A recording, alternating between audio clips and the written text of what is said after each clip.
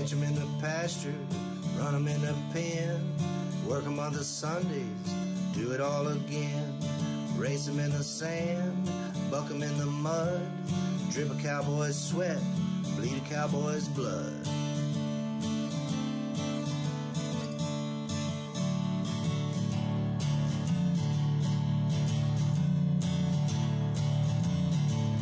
I'm Zeke Thurston, 2016 World Champion Saddlebrock Rider, and you're watching The Peppered Stewart Show.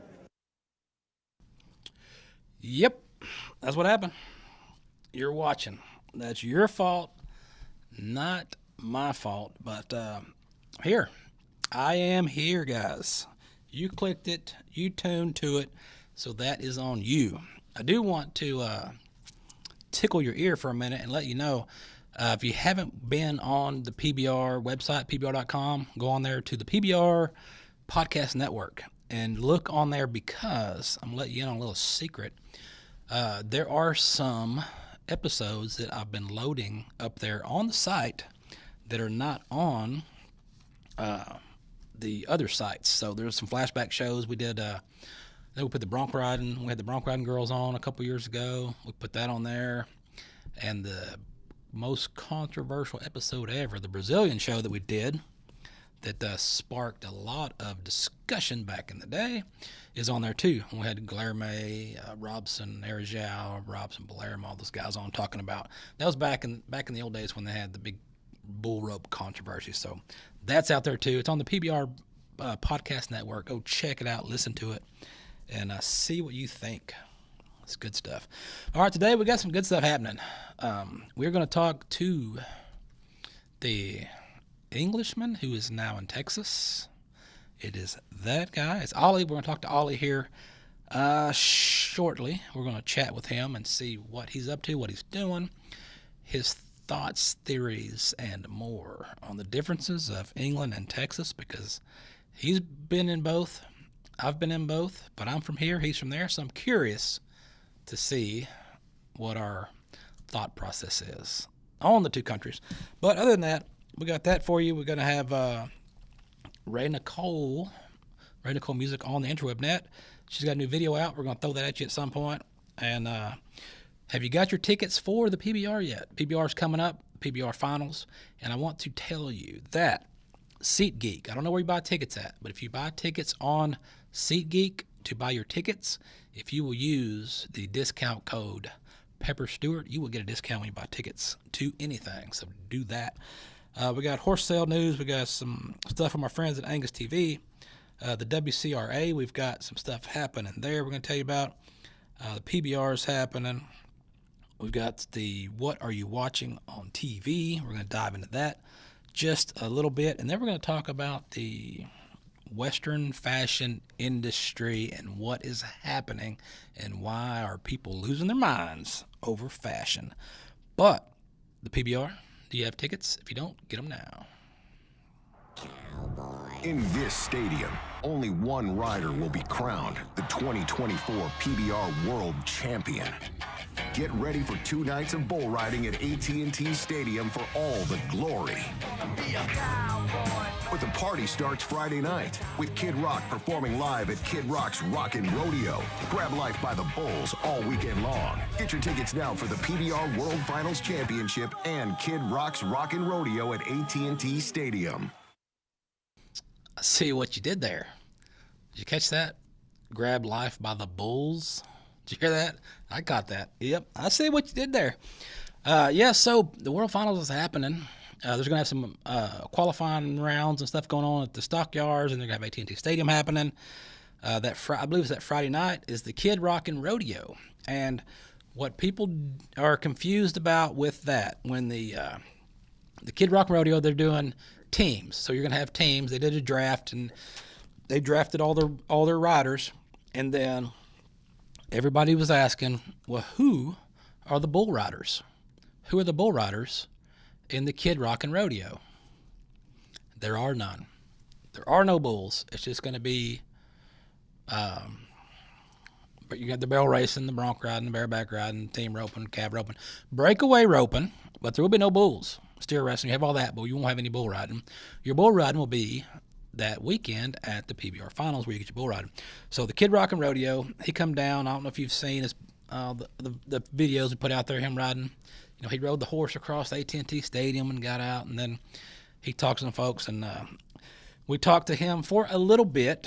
Has had pretty good conversations with Kid Rock, and talked about a lot of stuff. And out of that conversation, the part that you can see, I'm going to show you now. Kid Rock and rodeo. So you've been involved in rodeo for a little bit. So how's that been being around PBR and the bull riding? Great. Everybody for that knucklehead Sean Gleason. No, it's been great, man. What a group of people. Like I was saying earlier, just, it's a space I want to be in with just great, hardworking folks who love America, love Western culture. And, really looking forward to try and move the ball down the field, move the needle a little bit, just in all things Western sports, and really try to take it to some people who maybe don't know so much about this and really turn them on to it. So how's that working out for the teams, and you think that's going to kind of catch on with regular rodeo? Well, I would have to think, after being around walking this planet for this long, that what I have noticed is that competition always breeds better. So, with having people going to head-to-head in a lot of these events, hopefully that creates, this is the first time we've done it. Anybody's done it. So, I'm looking forward to some of the stories and drama that might create, and then hopefully it just gives people just that little extra kick in the ass to try and, try just to push that right over. If you're giving 100%, maybe you want to try to give 110 now, because it's not only just you're being timed, you're also, got a little bit of your, mojo on the line when you're going against somebody. Okay.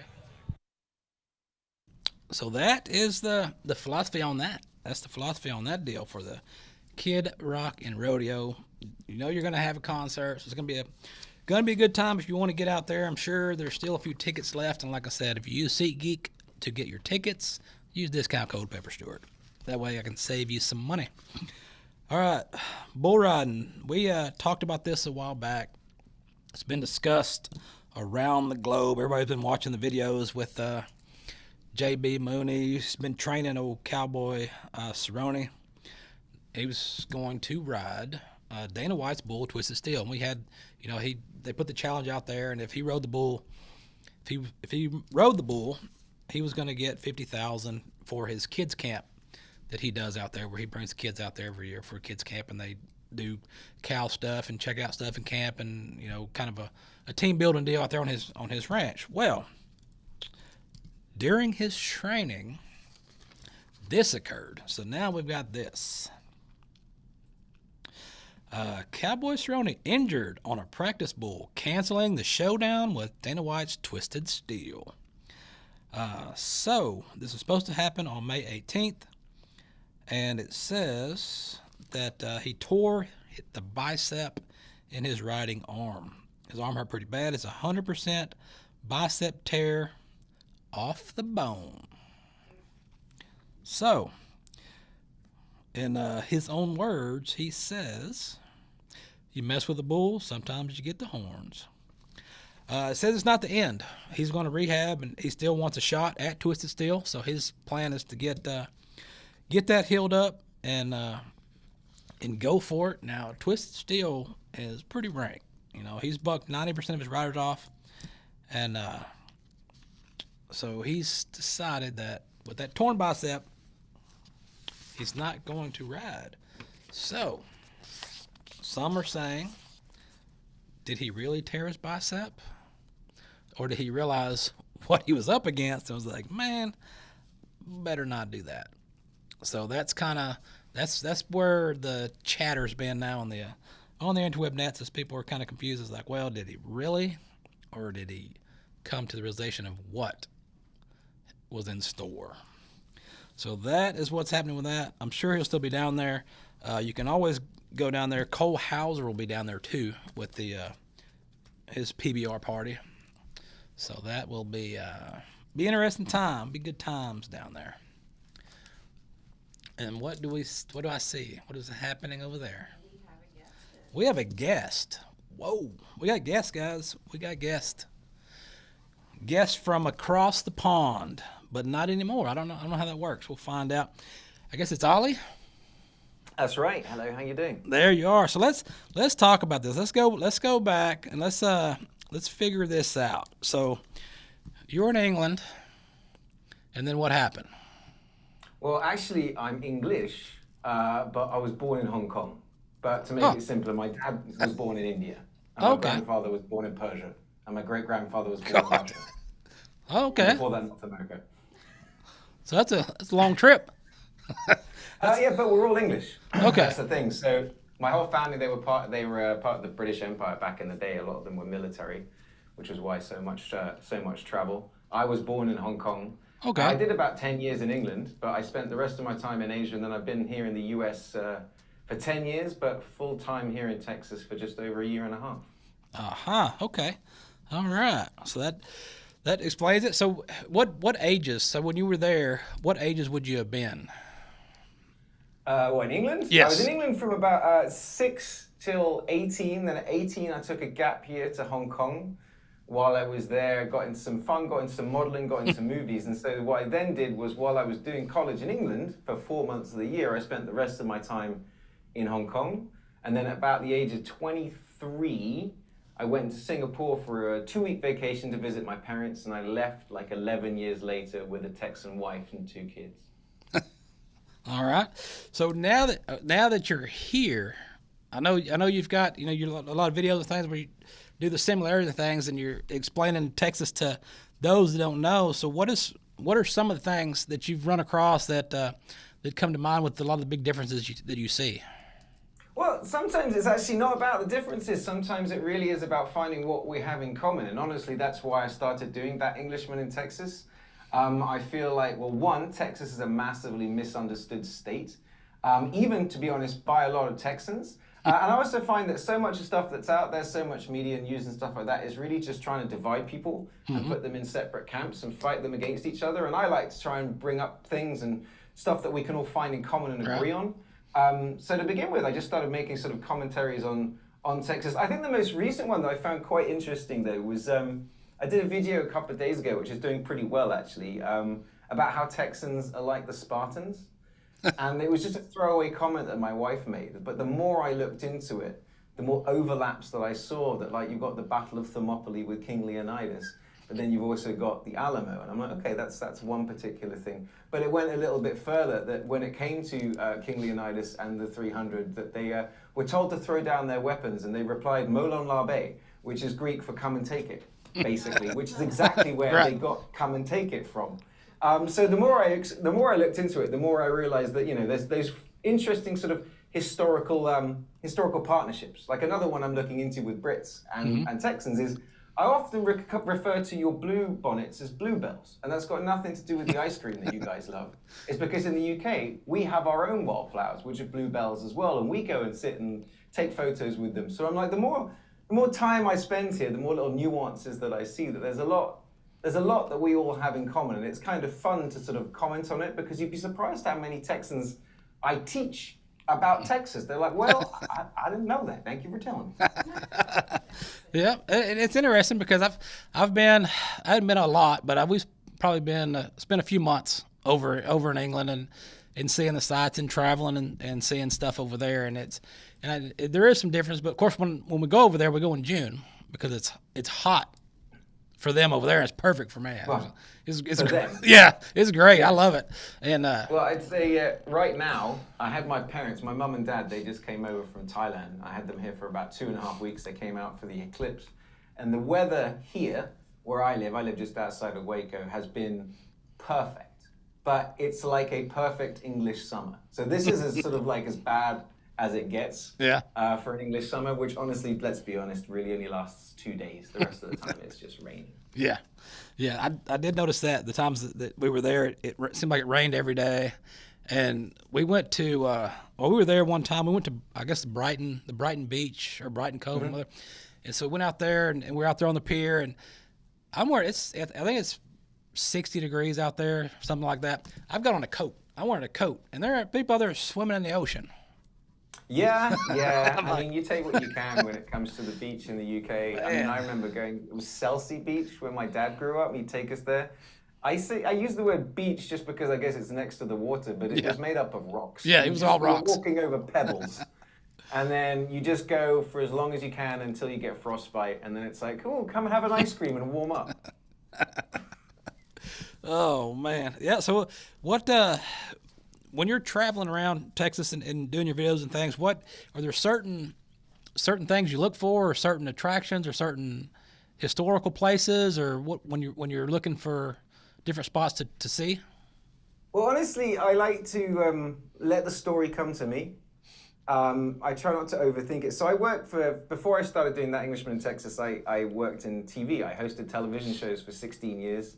I used to host a national show here called Right This Minute, doing viral videos. And before that, in Asia, I drove the cash cab. I worked for Discovery Channel, Food Network, HBO, Cinemax. So I've got a lot of experience telling stories. Mm-hmm.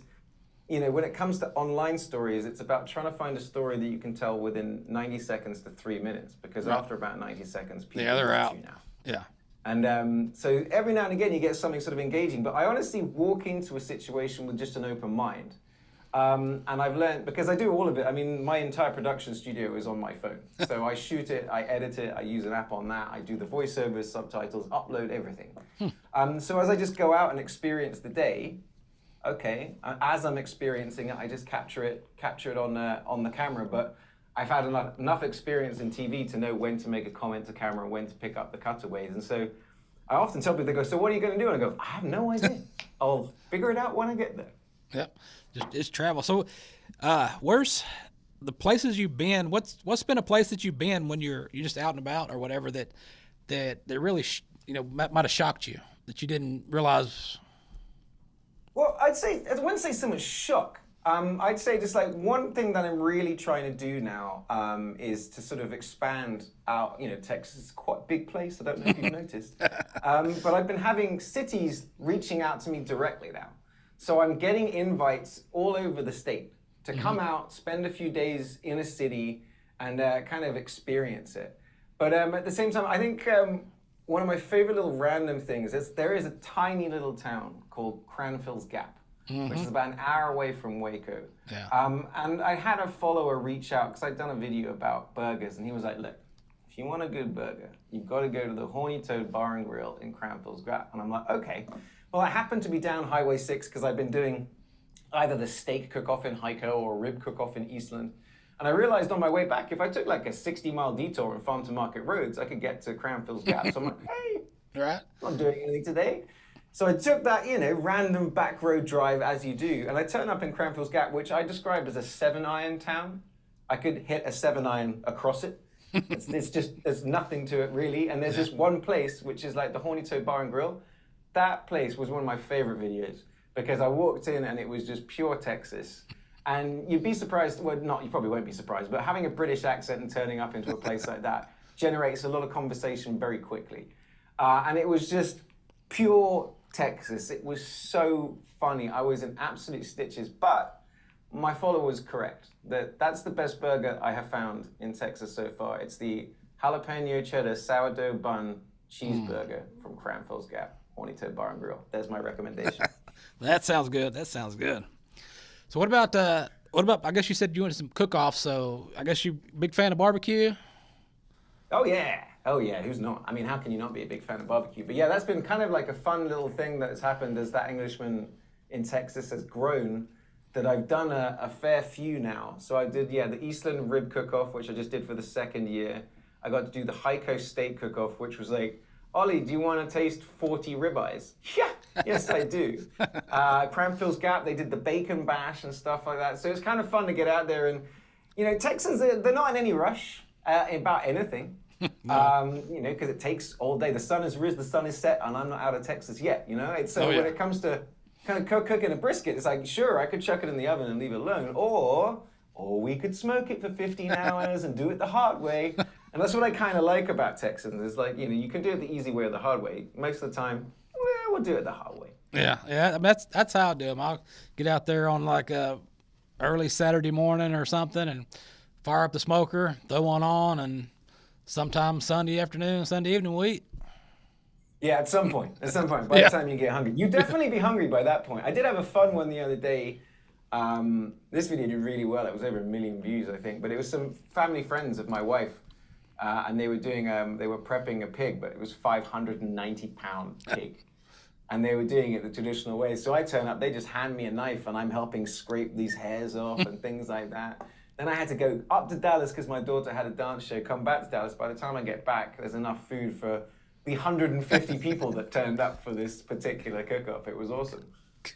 Yeah, that's the trick that I do on those when I'm smoking the brisket like that is I snacking while I'm cooking. And what I like to do is I'll get a full pan, and I'll take a bag of frozen shrimp, wash them off, dump them in there, put a big scoop of butter on top, a little bit of seasoning, throw them in the smoker, and just snack while you're cooking. Yeah, you're making me hungry. I should be eating before I start to do this interview. Thank you, Pepper. Yeah, that's my trick to it. I'll do that, and I'll sit there and I'll snack on shrimp all day. That's not a bad idea. I'll put that one in my little. I'll write that as a note. Eat shrimp with pepper. Yeah. Yep. So you were just at the. I seen one of your videos. Y'all went to San Antonio to the rodeo. I was at the Austin rodeo. Or Austin. Okay. I was down there. I was invited by a friend of mine, Jimmy Pierce, who is the guy that gave me. He created my custom-made cowboy hat that I have. But then also, like I said, my mom and dad were in town, so I took them down to San Antonio, took them to the Alamo, took them to Mitiera, the River Walk, and then through Fredericksburg so they could see wine country, the hill country, and of course with all the wildflowers out now. That's why I told them to come. I said, look, if you'd come 3 weeks earlier, there'd be no leaves on the trees. If you come later, it's going to be hot as hell, and that's already how hot it is in Phuket, where they're from.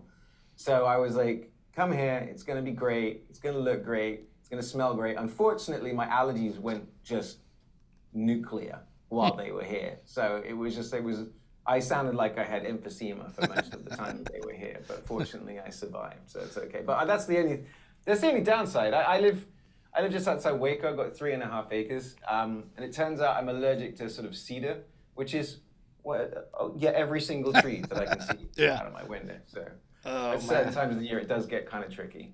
So let me ask you this: when you were in San Antonio down the Riverwalk, it's been probably 10 years or so since I've been down there. But did y'all happen to go to the Buckhorn Saloon with the Buckhorn Museum, where you walk through and see all the taxidermy and I haven't been to that. Yeah, I didn't hear about that one. Yeah, but I will tell you that the Alamo, they've got a new museum there where they have the Phil Collins collection. A lot of people didn't know that, but that was Phil Collins' favorite hobby. He had this huge thing. Absolutely awesome. And if you haven't been to San Antonio for a while, take a trip, go to the Alamo, but check out their new museum because that was awesome. My dad loved it. Huh. I have to do that. Yes, God, it's been a long time since I've been down there. What's keeping you from going to San Antonio? It's Fiesta, right? You got to go. Fiesta. I know. I ended up randomly in Coyote Ugly on a random Saturday night, and it got messy. I'll tell you that much. Entertaining and messy. Yeah. Oh man. So you're in Waco, so I guess you've hit the Magnolia shops over there. Funny enough. No, you haven't been there. I've been coming to Waco for 20 years. Since I met my wife, and Waco in the last 3 years has changed. It's unrecognizable, to be honest. It's incredible how much it's grown, how much is going on. I used to say the only thing you'd find downtown in Waco was parking because there was nothing to do. Whereas now it's quite the opposite, especially at certain times of day and certain weekends around that Magnolia area. It's absolutely heaving with tourists. And it depends on which Wacoan you're talking to about how they really feel about that. It's like, property prices have gone up. Great, so have land taxes. So we're not exactly thrilled about that. Yeah. But yeah, no, I've never stopped in. I guess that's that whole tourist thing. Whereas I kind of like exploring and finding these sort of individual businesses and restaurants. There's like Segovia Wine Bar. I'm a big fan of. They're just down the road from there, and they're right across from the Dr. Pepper Museum. There's these new rooftops that have been opening around town as well, things like that. And that's what I think sets Waco apart from Dallas and Fort Worth, from Austin, San Antonio, Houston. Is we don't have ring roads, we don't have traffic, we don't have rush hour, but I can drive 20 minutes from here. 6 minutes from here is an HEB, so I'm already winning. Right. 20 minutes from here is downtown, and I can go downtown and I can get a cocktail or tapas or sushi or gelato or something like that, and then 20 minutes back the other way, I'm in the country. Yeah. I've got, coyotes howling, and you've got all kinds of stuff. So I think for me, it's like I got the best of both worlds when it comes to Texas, minus the Mad Maxian level of driving that you need to be on the highway in a major city in Oh, Texas, yeah. because y'all are crazy. Yeah. Yeah. If you ain't going 20, 30 over speed limit, you're going to run over.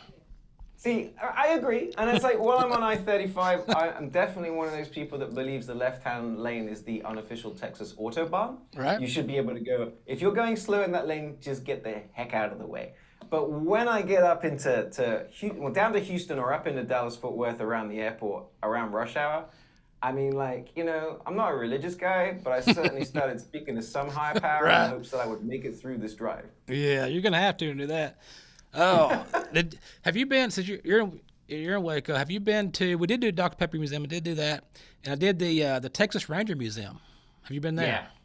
That was one of the very first things I did 20 years ago. I think my wife took me to that, which was another thing, actually, that from going back to when I was talking about Texans and Spartans, that very famously, that if anybody asked Sparta for aid, they would historically send one warrior.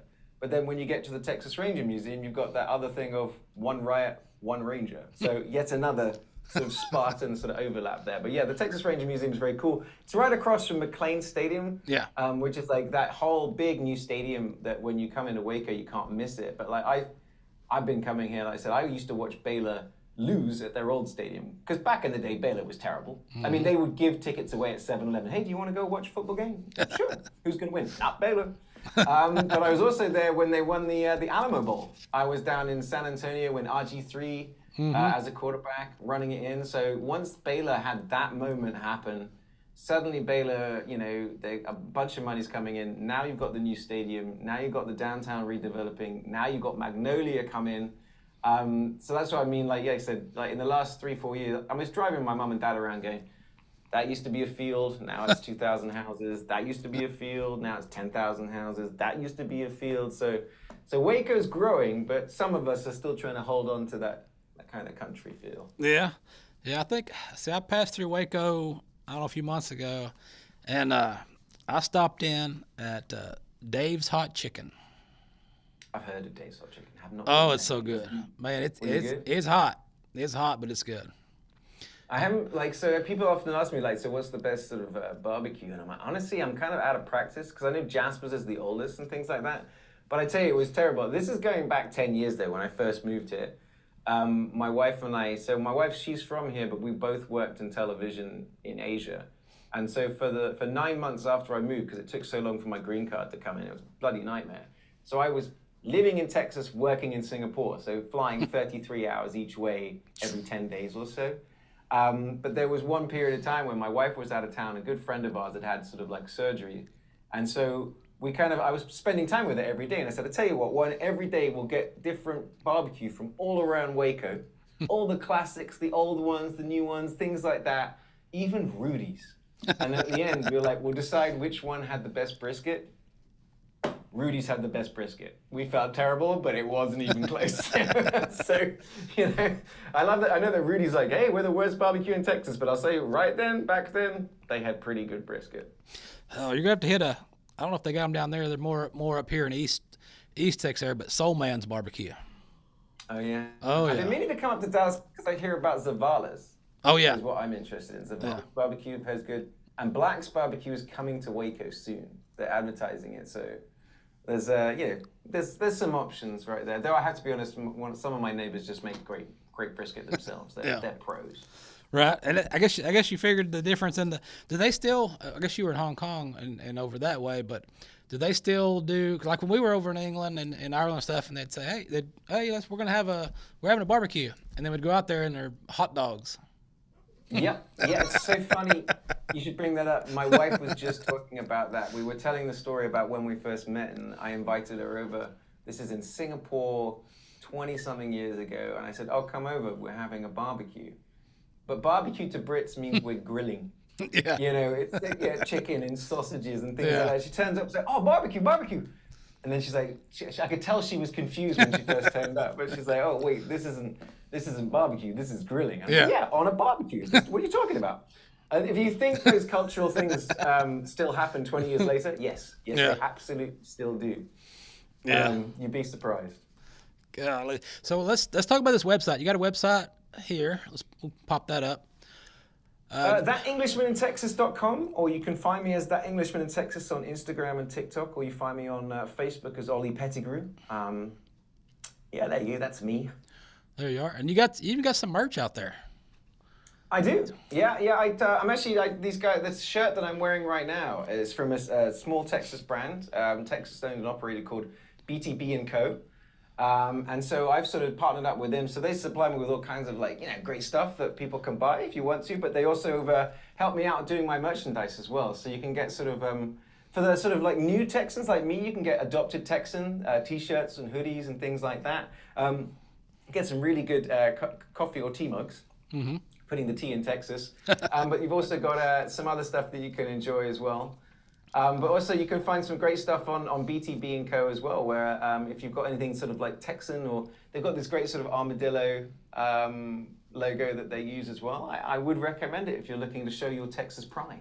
Okay, that's all right. Well, got the people checking that out. One more thing I want to get to before you get out of here. Before they crossed over, I hadn't had him back on the show since. I need to, but I haven't reached back out to him yet to get him back on. But when Josh and Jace came, I had Josh on before he came. Oh yeah. So what? Well, I know you guys met up at some point. So what was that like? It was really fun. Yeah, it was one of those things because they were coming and they were doing their big old road trip, and I was like, I had so many people tagging me in their videos that I was like, okay. So I reached out to them. I was like, look, guys, if you're going to be in Dallas, like, you've got to have someone going to teach you how to survive Texas. So we met up at there's a pub called the Londoner. Yeah. Right near the airport. Mm-hmm. Bumped into them. It's funny actually because especially when it comes to Josh and Jace, they're very exuberant. Yeah. They're very loud and always doing their accents. But when you actually meet them, they're quite subdued. Mm-hmm. Whereas they were just normal. Oh hey, how you doing? Oh that's interesting. Oh cool, yeah. Whereas especially when I did television, it was the same way that when people would meet me, they're like, "Wow, you're just like you are on TV." I'm like, "Yeah, that's just me. It's just who I am." Yeah. But yeah, they were lovely fellas. If they ever came back through Texas, I'd absolutely try and meet up with them again. I know they are in and out of America quite a lot. I have noticed that. I think they are trying to move here, but that's not an easy thing to do. You've got to be like me. You've got to marry a Texan. Yeah, there you go. And then spend a lot of money, and then wait 18 months, and then you'll get a green card. But still, so unless, I don't know, if there is a lonely Texas lady that is watching this right now, maybe reach out to Josh, and you can have your very own Englishman. Yeah, he's got his dating app out there. I seen the other day somewhere. He's posting out there trying to find. They want to come back. They like it, but it's like you say, it's different. What people think over there, it is like here, and what people here think it's like over there. Once you get over there or something, it's totally different. Very. Though I will say I did a video about this one as well because a lot of people are like, oh, the British accent, like the English accent works. And I go, oh, it does work. But so does the Texas accent. I mean, you've been to the UK, right? Yeah. As soon as people find out you're from Texas, they're like, oh, wow. Do you ride a horse? Have you got a pistol? Do you go to rodeos? Yep. They do. Well, the first time we went, I was like, I'm not going to wear a hat. I'll just throw on a cap or whatever, just go and just kind of, not really try to blend in, but not stick out, so much. And it didn't matter. You start talking like, you're from Texas, huh? Do you know Dallas? Yeah. And then the second time I went back, I was like, the heck with it. I threw on a hat and went, and everybody was just going nuts on that. Texas, what? Y'all have horses? Do you have cars? And I mean, just like crazy questions they would ask. And I guess it's the same thing. People find out you're from England and go, oh, you live in London? Oh, did you meet the Queen? And I'm like, all right, well, no. My sister used to live in Windsor Castle though, so I'd have to go visit her inside Windsor Castle. So that's true. I used to play rugby against Prince William. So, certain overlaps. There you go. All right.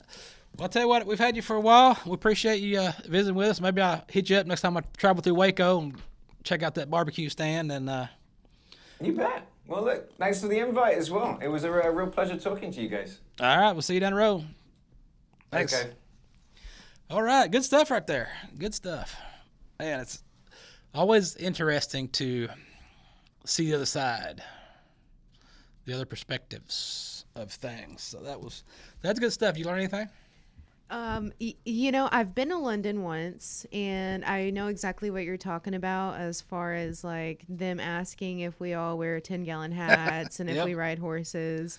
But I did not know that in order for you to be a successful Texan, you had to have parents that came from every region of the world.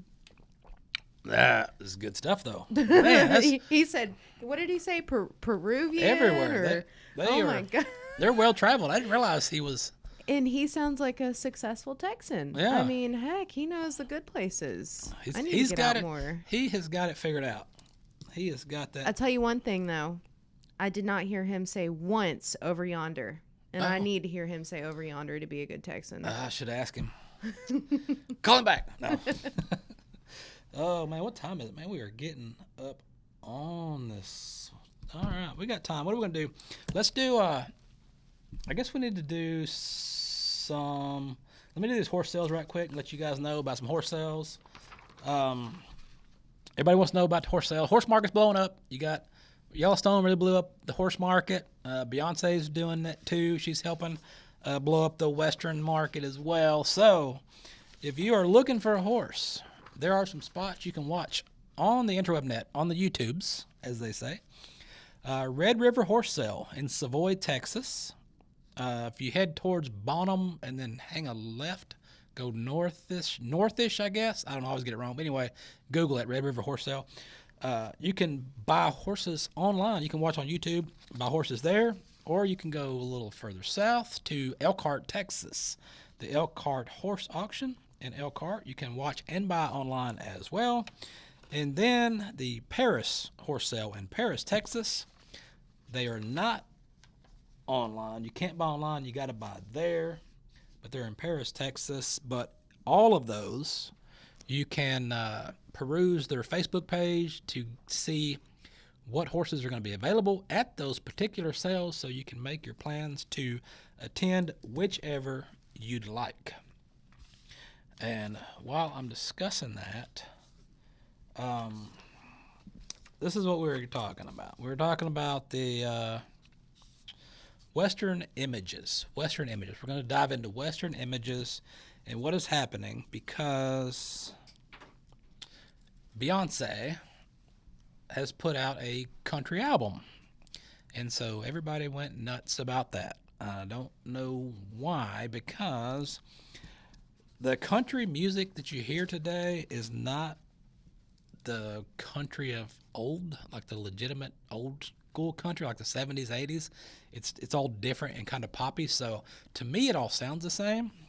Maybe you guys will probably tell me different. Anyway, so what's happening is Beyonce busted out with a Western album. She did an AI cover for her album, and she's riding a horse sideways with no blanket on the horse, and everybody threw a fit about that. And then she did some photo shoots where she had hats on backwards. She had spurs on upside down. She was trying to sling a rope and had that wrong. And it's got the Western fashionistas in a tizzy. Their pantries are in a bunch, so to say. But let me break this down for you guys that are all upset at Beyonce. Here's what's happening. Yes, it looks funny to the trained eye, but to the untrained eye, which is probably 95% of her fan base, they have no idea what they're looking at anyway. It's just the 5% from the Western industry that pick these things out, which is just like anything else. Whatever industry you're in, if you're watching it on TV or you're watching it in a movie, you're seeing whatever, you're going to pick out the things that don't go. And that's what's happening. So let me break this down for you. Urban Cowboy in the 80s. Everybody got upset when the Urban Cowboy came out back in the 80s. But what happened? Everybody wanted to be a cowboy then. Western wear, Western industry, all that stuff went up with everybody wanting to be a cowboy. It's cool to be a cowboy again. Then there's some other shows, other things that happened. You had Lonesome Dove come out and people want to be cowboy again. You know, Lonesome Dove kind of did some stuff. And now in the social media age that we're in now, Yellowstone blew up, had the same thing. You had people complaining about the show, that that's not realistic, that's not this, that's not that, and everybody's in a tizzy. But what did it do? Once again, everybody wanted to be a cowboy. Everybody wanted to buy a horse. Everybody wanted to ride horses. So what happened to the horse market? Boom, horse market went up. That's good for the Western industry. Now Beyonce, she's doing her thing. Now what's happening with Beyonce? After her album release, what happened? Boot sales went up. Everybody wants boots now. The boot sales, boom, they jacked up. The last report, I think, was like 20% after the album release, and it's still going up. Then you have Levi jeans, bam. Everybody wants to wear Levi's now. They want jeans. Wrangler has bounced up too, because Wrangler has kind of they've got more of a wide range of clothing that fits, and everybody's upset about that. And then they're all mad. You can't wear that. You don't have a horse. You can't wear boots. You can't wear a hat. Okay, here's my thoughts on what they call the gatekeepers of the Western industry fashionistas. This is my thoughts. You're wearing basketball shoes. People go around wearing basketball shoes. Do they all play basketball? Are they all NBA basketball players? They all playing basketball shoes? No. You're wearing tennis shoes. Everybody wearing tennis shoes. Are you playing tennis? No, probably not. You're wearing running shoes. Are you running? No, you're not running. You're wearing Hey Dudes. Or Vans. Those are skate shoes. Are you skateboarding? Probably not. It's the same thing with you guys that wear football jerseys or basketball jerseys to go watch a game. You're dressing up to go to the game. Same thing. People want to dress up and go to the rodeo. Dress up and go to the rodeo if you want to go. All that does is help out the Western industry, the Western lifestyle. It's just helping. And too many people are complaining and turning it upside down. You can't wear this. There's a Facebook group. I don't want to name the group because I don't want to call them out on this, but there's a group out there that's a Western fashionista type group or whatever with all these people that post daily. They're wearing their hats, they're wearing hats, or they're showing off their boots or their shirts or whatever. And they all live in town. 90% of the people in this group, they live in town, they live in the city, but they enjoy wearing boots, wearing hats, wearing shirts, dressing up. So let them. If they want to wear it, let them wear it. Quit trying to rock these people's world for no reason. I don't get it. It doesn't make sense to me, but a lot of things don't. I mean, just like with whatever it is. Music, you don't want to listen to the music, don't listen to it. Just do what you want to do. Quit complaining so much. There's a lot of that going on everywhere, you complainers. What else do we want to talk about? Because everybody else is mad at me already. We got a movie trailer. We got a movie trailer that is going to hit streaming in theaters in June, and it's called Ride. And if you remember back when we talked to Tommy Howell is in this movie along with Forrest J. Smith. So check it out. When that chute opens, all my pain, all that emptiness just goes away. For 8 seconds. It's like all I gotta do is hold on. Well, look here, old John Hawkins boy. He's fresh out the joint, He don't ride like Daddy did. Hey, Doc. My sweet baby girl. John. Virginia's cancer is back. That's $160,000 you'll owe. What the hell am I supposed to do now? I think we should start a conversation with Peter. We turned our back on him. Yeah, in my day, the goal was to stay on. Trying to go pro or win that cash. Don't win that money.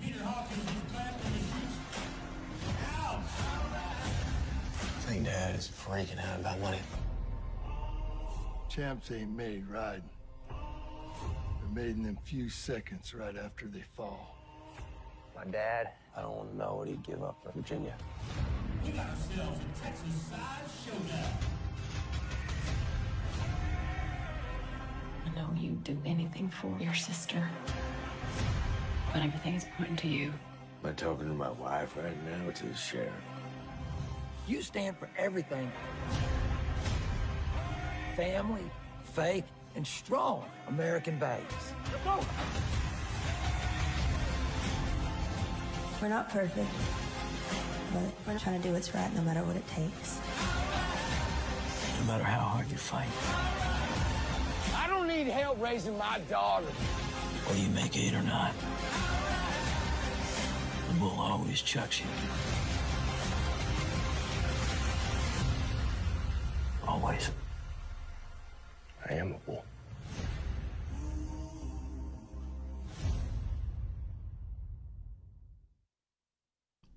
Rodeo time. Rodeo time, guys. Rodeo time in Texas. This is what's happening. Corpus Christi. Down in the Corpus Christi.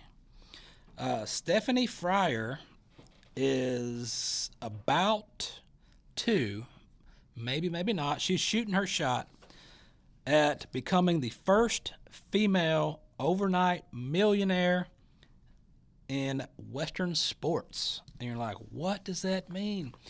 All right, so the World Champion Rodeo Alliance has what's called the Triple Crown, where if you win, I think it's 3 events in a row. I think it's what it was last time. I'd have to look, but anyway, Stephanie Fryer is approaching to be the $1 million Triple Crown of Rodeo bonus. So she'll get that bonus if she wins at Corpus Christi, down in Corpus Christi, Texas, way down south. She wins, she will get it done. An athlete earning $1 million or more in a single night is a rare occurrence in the sport of rodeo. And this is only the second time in the sport a woman has been the sole contender for such a cash bonus. She's won $750,000 in her professional career, and that $1 million check she could earn on May 11th will exceed her 18-year career earnings combined. So, if Fryer wins Rodeo Corpus Christi, she'll be crowned the second and final champion of the coveted WCRA Triple Crown of Rodeo, presented by Lazy E. In December, R.C. Landingham became the first and only to date to be the Triple Crown winner when he won the $1 million check. So, that right there is going to be some good watching. It's large leaps and bounds for rodeo and women's rodeo as breakaway roping is even become more dominant. So those of you that laughed at me back in 2018 or 19 when I wrote the article about the emergence of breakaway roping in performances and people thought that was dumb, it would never happen, joke's on you guys, because breakaway roping is blowing up. And I know you've seen the news, if you follow breakaway roping, about the big money roping that is going to be happening. So women's sports, thumbs up, right? Is that what we do? Thumbs up. What else are we going to do? What else do we have? What else do we have to do? Let's do this.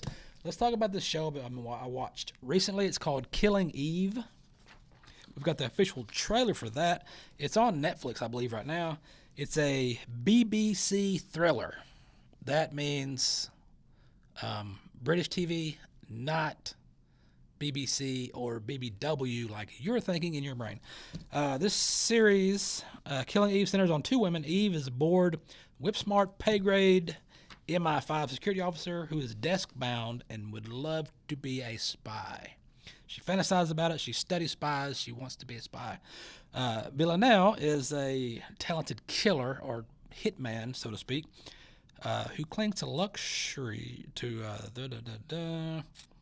It's based on books. Killing Eve is not your typical spy action thriller, as these 2 women are equally obsessed with each other, go head-to-head in an epic game of cat and mouse.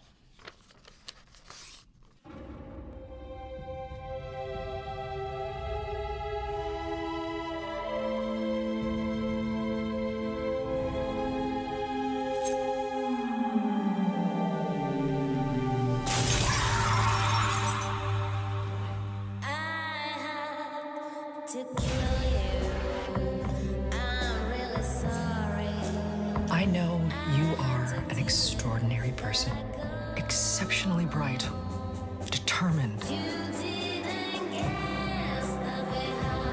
I know something happened to you. I know you're a psychopath.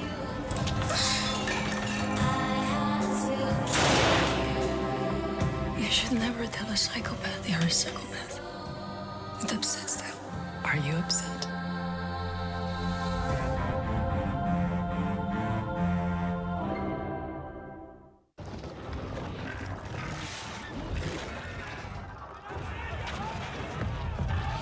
All right, so check it out, man. That's good, and it's there's some funny stuff in there, some comedy in there because the British lady, the assassin, her facial expressions and the jokes and stuff that happen throughout the show it's pretty fun. It's not your average spy versus spy thriller, and there's so many twists and turns in this.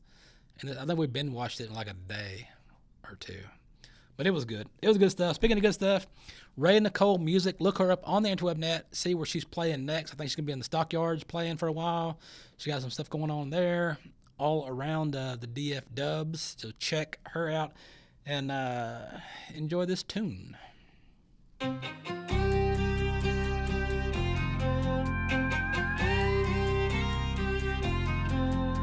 My daddy played country music. My mama played rock and roll.